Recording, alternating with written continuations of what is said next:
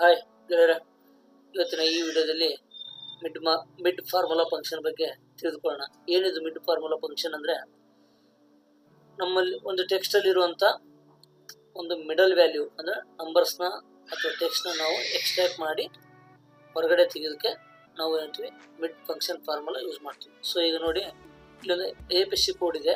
ಇದರಲ್ಲಿರುವಂಥ APC ಕೋಡಲ್ಲಿ ನನಗೆ numerical numbers ಏನಿದೆಯಲ್ಲ, codes, digits, ಈ ಡಿಜಿಟ್ಸ್ನ ನಾವು ಎಕ್ಸ್ಟ್ರಾಕ್ಟ್ ಮಾಡಿ ಸಪ್ರೇಟಾಗಿ ನಾವು ಡಿಸ್ಪ್ಲೇ ಮಾಡ್ಬೋದು.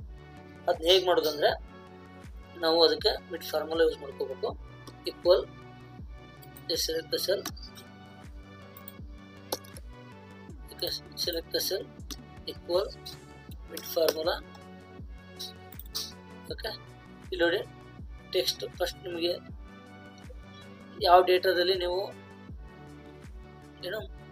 ಎಕ್ಸ್ಟ್ರಾಕ್ಟ್ ಮಾಡ್ಬೇಕಂತಾರಲ್ಲ, ಸೊ ಆ ಟೆಕ್ಸ್ಟ್ನ ಸೆಲೆಕ್ಟ್ ಮಾಡಿ ಬ್ರ್ಯಾಕೆಟ್ ಕ್ಲೋಸ್ ಮಾಡಿ ಸ್ಟಾರ್ಟ್ ನಂಬರು ನಿಮ್ಗೆ ಎಲ್ಲಿಂದ ಸ್ಟಾರ್ಟ್ ಆಗಬೇಕು, ಓಕೆ, ಅಲ್ಲಿಂದ ಇದು ಮಾಡಿ. ನೋಡಿ 1 2 3 4 5 6 and 7 ಅಂದರೆ ನನಗೆ 2 ಅಂದರೆ ಇದು 7th ನಂಬರು. ಸೊ ಹಂಗಾಗಿ ನಾನು 7 ಯೂಸ್ ಮಾಡ್ತೀನಿ, ಕಾಮ.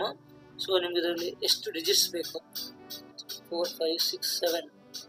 ಸೊ 7 ಡಿಜಿಟ್ ಬೇಕಾದರೆ 7 ಡಿಜಿಟ್ ಕೊಟ್ಟು ಬ್ರ್ಯಾಕೆಟ್ ಕ್ಲೋಸ್ ಎಂಟರ್ ಮಾಡಿದೆ. ಸೊ ನಿಮಗೆ 7 ಡಿಜಿಟ್ ಬರ್ತೀವಿ ನೋಡಿ, 2 4 6 1 7. ಸೊ ಇಲ್ಲ ನಮಗೆ 8 ಡಿಜಿಟ್ ಅಂದರೆ, ಸೊ 8 ಡಿಜಿಟ್ ಬರುತ್ತೆ. ಅಂದರೆ ಇದರರ್ಥ ಈ ಟೆಕ್ಸ್ಟಲ್ಲಿ 7th ಇಂದ ಕೌಂಟ್ ಆಗಿ ಸೊ ನಮಗೆ ಅಪ್ ಟು 8 ಡಿಜಿಟ್ಸ್ ನಮಗೆ ರಿಸಲ್ಟ್ ಬೇಕಂತ ಈ ರೀತಿ ನೀವು 8 ಕೊಟ್ಟರೆ, ಸೊ ಸ್ಟಾರ್ಟಿಂಗಿಂದ 8 ಡಿಜಿಟ್ ನಮಗೆ ರಿಸಲ್ಟ್ ಸಿಗುತ್ತೆ. ಸೊ ಈ ರೀತಿ ನಾವು ಮಿಡ್ ಫಂಕ್ಷನ್ ಫಾರ್ಮುಲಾ ಯೂಸ್ ಮಾಡ್ತೀವಿ. ಈ ವಿಡಿಯೋ ನಿಮ್ಗೆ ಇಷ್ಟ ಆಗಿದೆ ಲೈಕ್ ಮಾಡಿ, ಶೇರ್ ಮಾಡಿ ಮತ್ತು ಸಬ್ಸ್ಕ್ರೈಬ್ ಮಾಡಿ. ಸೊ ಇಲ್ಲಿ ನೋಡಿ, ಸೊ ನಾನು ನಿಮ್ಗೆ ಇಲ್ಲಿ ಜಸ್ಟ್ 2 ಕೊಡ್ತೀನಿ. ಸೊ ನಮಗೆ ಜಸ್ಟ್ 2 ಮತ್ತು 3 ಮಾತ್ರ ಎಕ್ಸ್ಟ್ರಾಕ್ಟ್ ಆಗುತ್ತೆ. ಸಪೋಸ್ ನಾನು 7 ಕೊಟ್ಟು ನಾನು 6 ಇಂದ ಸ್ಟಾರ್ಟ್ ಮಾಡಿದರೆ ನಮಗೇನಾಗುತ್ತೆ, ಇಲ್ಲಿ C2 ಅಂತ ಬರುತ್ತೆ. ನೋಡಿ C2 ಯಾಕೆ ಬಂತಂದರೆ I B X Y ಮತ್ತು Z ಟೋಟಲ್ ಎಷ್ಟು ಡಿಜಿಟ್ ಆಯಿತು, 5 ಡಿಜಿಟ್ ಆಯಿತು. ಸೊ ನಮಗೆ 6 ಡಿಜಿಟಿಂದ ಕೌಂಟ್ ಆಗುತ್ತೆ. ಸೊ ಅದಕ್ಕೆ ನಾವಿಲ್ಲಿ 6 ಅಂತ ಕೊಟ್ಟರೆ ಸಿ ಇಂದ ಅಂದರೆ 6th ಡಿಜಿಟಿಂದ ಕೌಂಟ್ ಆಗಿ ಸೊ ನಮಗೆ ಎಷ್ಟು ಡಿಜಿಟ್ ಬೇಕಲ್ಲ, ಸೊ ಆ ಡಿಜಿಟ್ನ ನಾವಿಲ್ಲಿ ಕೊಡಬೇಕು. ಸಪೋಸ್ ನನಗಿಲ್ಲಿ 8 ಡಿಜಿಟ್ ಬೇಕಾದರೆ ಜಸ್ಟ್ 8 ಡಿಜಿಟ್ ಕೊಟ್ಟರೆ ನಮಗೆ ಫುಲ್ಲು 5 7ವರೆಗೂ ಬರುತ್ತೆ. ಇಲ್ಲಿ ಕೌಂಟ್ ಮಾಡಿ 1 2 3 4 5 6 7, ಓಕೆ, 8. ಸೊ 8 ಡಿಜಿಟ್ ಇದೆ ಕಾಣ್ತದಲ್ಲ.